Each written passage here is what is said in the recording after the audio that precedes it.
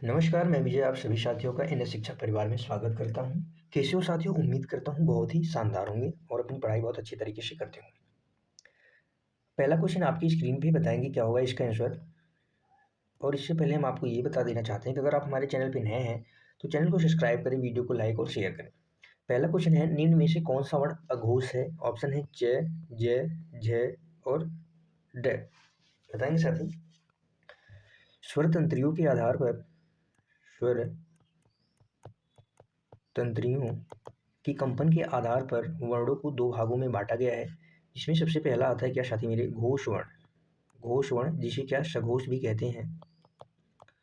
और दूसरा हो जाएगा अघोष। दूसरा अघोष वर्ण। घोष वर्ण में साथी मेरे वर्गीय व्यंजन का तीसरा, चौथा और पांचवा व्यंजन, और यह र, ल और व, इसके बाद सभी स्वर। सभी स्वर इसकी संख्या की बात करें तो टोटल इसकी संख्या कितनी है? 31। सभी वर्गीय व्यंजन का तीसरा, चौथा, पांचवा व्यंजन, य, र, ल, व और सभी स्वर। सभी स्वर क्या होते हैं? अघोष वर्ण होते हैं। सभी 11 स्वर, सभी 11 स्वर क्या होते हैं? घोष वर्ण होते हैं, याद रखेंगे। और साथ ही में अघोष वर्ण वर्गीय व्यंजन का पहला और दूसरा वर्ण, वर्गीय व्यंजन का पहला और दूसरा वर्ण श, ख, श, श, श, श, श, श, श, कुल मिला के ये कितने वर्ण होते हैं? 13 वर्ण होते हैं, जो क्या होते हैं? अघोष होते हैं। तो इसका ऑप्शन कौन सा हो जाएगा? च। च साथी देखेंगे किसमें अंतर्गत आता है? च पहला वर्ण है। च कौन सा वर्ण है? पहला वर्ण है। और अघोष वर्ण पूछा है तो यहाँ पे ऑप्शन कौन सा हो जाएगा? Option A. ये क्या हो जाएगा? अघोष वर्ण है, याद रखेंगे। अगला क्वेश्चन, क्वेश्चन नंबर 2 है आपकी स्क्रीन पर। निम्न में से कौन सा शब्द स्त्रीलिंग है? निम्न में से कौन सा शब्द आपको बताना है कि स्त्रीलिंग है? स्त्रीलिंग वे शब्द होते हैं जो किसी स्त्री जाति का बोध कराए, जो किसी स्त्री जाति का बोध कराए। अधिकांश स्त्रीलिंग शब्दों में, अधिकांश स्त्रीलिंग शब्दों में, अधिकांश शब्दों के अंत में आप देखेंगे साथी ई आवट, ई आवट, इयाता, इयाता, आई आहट, आई आहट आदि प्रत्यय क्या होते हैं साथी? लगे रहते हैं। आदि प्रत्यय लगे रहते हैं तो अधिकांशतः शब्दों में वे क्या कहलाते हैं? अधिकांश शब्दों की पहचान आप याद कर लेंगे कि ई आहट, इया ता, आई आहट, ये सब क्या होते हैं? स्त्रीलिंग शब्द की पहचान बताते हैं। जैसे हमने कहा मित्रता, सुई, सुई, कुर्सी, कुर्सी, थकावट, थकावट, बनावट, ये सब क्या है साथी मेरे? स्त्रीलिंग शब्द है। आप यहाँ पे देखेंगे सुंदर, सुंदर से, सुंदर में ता जुड़ा है। सुंदर में, सुंदर धन ता जोड़ना है। और ये कैसा शब्द है? स्त्रीलिंग। सौभाग्य क्या है? पुल्लिंग शब्द है। काव्य क्या है? पुल्लिंग शब्द है। चंद्रमा भी क्या है? चंद्र क्या है? चंद्रमा, जो कि पुल्लिंग शब्द है, याद रखेंगे। अगला क्वेश्चन है क्वेश्चन नंबर 3। किस शब्द का प्रयोग सदा बहुवचन में होता है? बताएंगे। गाय, दर्शन, बहन, लता। बताएंगे साथी क्या होगा इसका आंसर।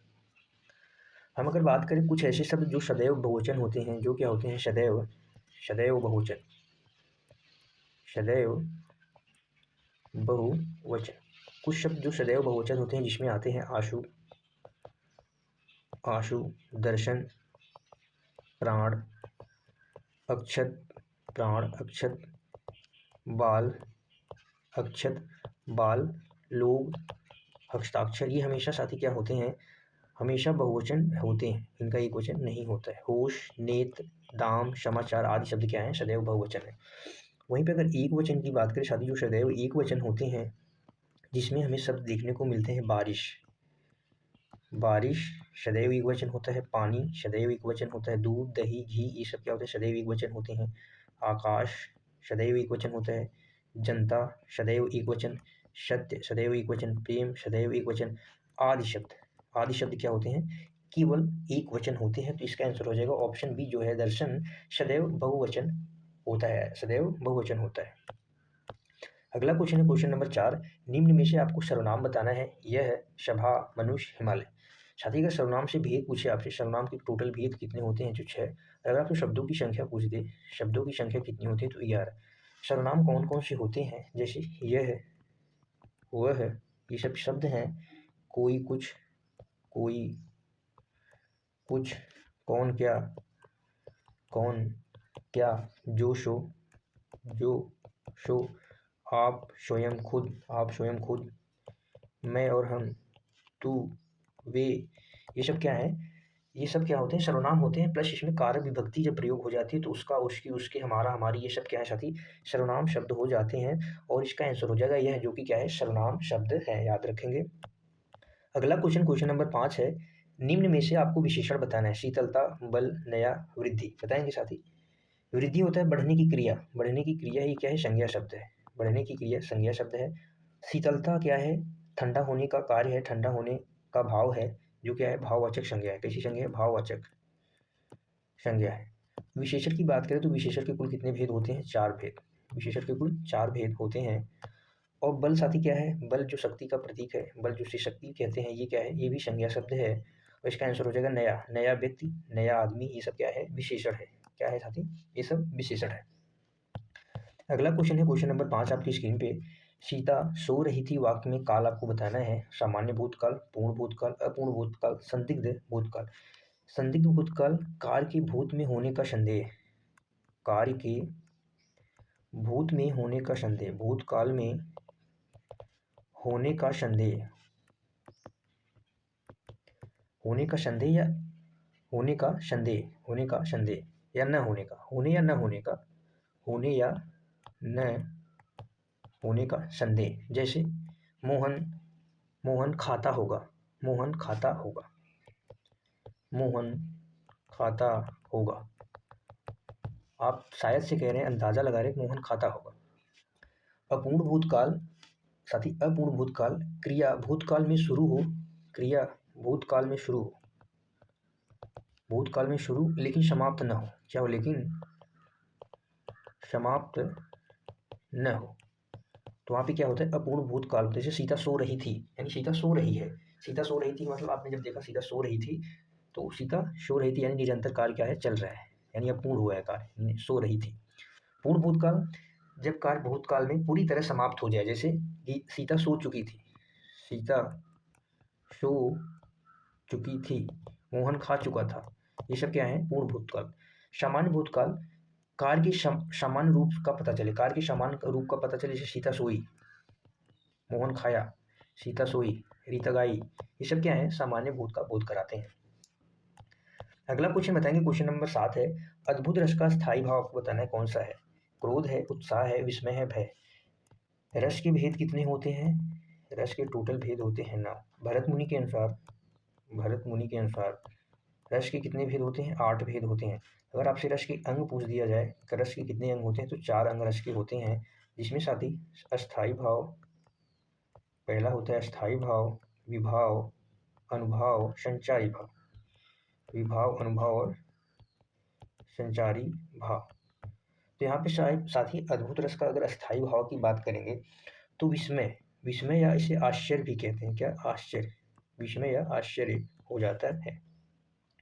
और क्रोध, क्रोध साथी रौद्र रस का स्थायी भाव है, रौद्र।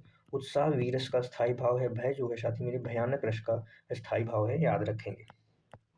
अगला क्वेश्चन है क्वेश्चन नंबर 8 आपकी स्क्रीन पर। काला अक्षर भैंस बराबर लोगों की तक आपको सही अर्थ बताना है। पढ़ा लिखा न होना, पढ़ा लिखा होना, विद्वान होना, मूर्ख होना। तो काला अक्षर भैंस का मतलब उसे कुछ ना आना, पढ़ाई के मामले में 0, यानी पढ़ा लिखा न होना, तो सही होता है पढ़ा लिखा न होना का मतलब काला अक्षर भैंस बराबर उसे कहते हैं। अगला क्वेश्चन है क्वेश्चन नंबर 9 आपकी स्क्रीन पे, बताएंगे क्या होगा इसका आंसर। तुलसीदास के गुरु कौन थे, वल्लभाचार्य, रामानंद दास, नरहरिदास, राघवानंद। साथी वल्लभाचार्य ये शुद्धाद्वैतवाद सिद्धांत के प्रवर्तक है थे, शुद्धाद्वैत सिद्धांत के प्रवर्तक, शुद्धाद्वैत सिद्धांत के प्रवर्तक थे, के प्रवर्तक, शुद्धाद्वैतवाद के प्रवर्तक थे। अगर इनकी रचनाओं की हम बात करें, इनकी रचना, तो इनकी रचना जो प्रसिद्ध है साथी क्या है, अंकुरार्पण, अंकुरार्पण, वासुदेव, वासुदेव, महात्म्य, महात्म्य, ज्ञानदीप, ज्ञान दीपिका, ज्ञान दीप क्या प्रसिद्ध रचना है, अंकुरार्पण, वासुदेव, महात्म्य, ज्ञानदीप। रामानंद साथी की बात करें, रामानंद जी सामवत संप्रदाय के सामवत संप्रदाय के संस्थापक थे। संप्रदाय के संस्थापक। अगर इनके शिष्य की बात करें साथी, रामानंद के शिष्य की बात करें तो रामानंद जी के शिष्य में 12 शिष्य हुए, उनके 12 शिष्य हुए। इन 12 शिष्यों को साथी, इन 12 शिष्यों को द्वादश महाभागवत के नाम से जाना जाता है। इन 12 शिष्यों को द्वादश भागवत के नाम से भी जाना जाता है। इनके जो शिष्य हैं कुछ नाभादास, सुखानंद, कबीरदास, रैदास आदि क्या हैं, इनके शिष्य हैं। जिसमें प्रमुख हैं, आप याद रखेंगे, जैसे कबीरदास जी, कबीरदास, रहीमदास आदि इनके क्या हैं, शिष्य थे। तुलसीदास जी की बात करें तो ये नरहरिदास जी के शिष्य थे। किसके शिष्य थे? नरहरिदास। तुलसीदास के गुरु नरहरिदास जी थे, याद रखेंगे। तुलसीदास जी के बारे में एक कथन नाभादास जी ने कहा था, प्रसिद्ध कथन नाभादास ने कहा था, कलिकाल का वाल्मीकि, कलिकाल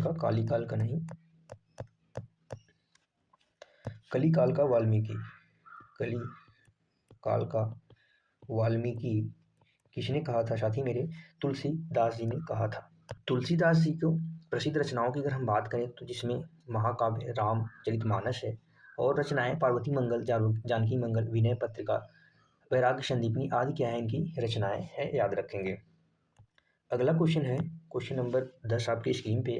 अद्वितीय में कौन सा समास है? बहुव्रीहि समास, अव्ययी भाव समास, द्विगु समास, द्वंद्व समास। साथ ही द्वंद्व समास में दोनों पद प्रधान होते हैं, जैसे अन्न जल, अन्न और जल दोनों पद प्रधान है। द्विगु समास में पहला पद क्या होता है? संख्यावाची होता है, संख्यावाची। साथ ही इसमें चवन्नी और अठन्नी ये सब क्या है? द्विगु समास के उदाहरण हैं। अव्ययी भाव समास में साथ ही पहला पद उपसर्ग से शुरू होता है, पहला पद अव्यय होता है। पहला पद क्या होता है? अव्यय। जैसे भरपेट, ये सब क्या है? अव्ययी भाव समास। बहुव्रीहि समास में साथ ही कोई पद प्रधान नहीं होता, तीसरा अन्य पद प्रधान होता है। यहाँ पे अद्वितीय का अर्थ साथी अगर जाने, अद्वितीय को अनोखा भी कहते हैं। अनोखा, अद्वितीय का मतलब होता है ऐसा, मतलब जिसके समान दूसरा न हो, जिसके समान दूसरा कोई न हो, या अनोखा या इसे निराला, इसका अर्थ भी कह देते हैं, अनोखा या निराला। अगर साथी ऑप्शन में बहुव्रीहि समास न होता तो हम अव्ययी भाव समास पे लगा सकते थे, लेकिन ऑप्शन में बहुव्रीहि समास है तो हमारी पहली प्रायोरिटी बहुव्रीहि समास है। अद्वितीय को अनोखा और निराला कहते हैं, इसलिए यहाँ पे बहुव्रीहि समास है। यहाँ पे तीसरा अन्य पद प्रधान, अन्य तीसरा पद प्रधान होता है। ठीक है, याद रखेंगे। बताएंगे साथी आज की क्लास कैसी लगी। क्लास पसंद आई हो तो क्लास को लाइक और शेयर जरूर करें। अंत तक देखने के लिए आप सभी साथियों का धन्यवाद है। खुश रहिए, मस्त रहिए, पढ़ते रहिए, लिखते रहिए। मिलते हैं कल की अगली शानदार जानदार क्लास में। तब तक के लिए bye bye. Thank you so much.